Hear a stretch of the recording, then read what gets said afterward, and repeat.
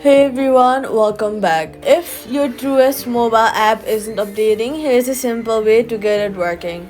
First of all, head over to your app store and open it.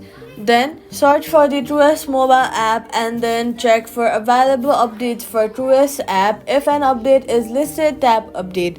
Updating your app is very necessary because if you do not update it, will be caused and there will be bugs. So, updating your app ensures you have all the latest files and bug fixes.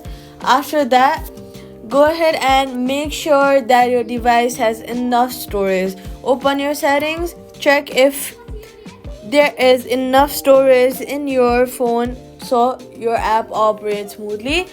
Then, if the app still won't update, you'll have to go ahead and delete the app. Long press on the Truist mobile app icon, then click remove app, then delete it.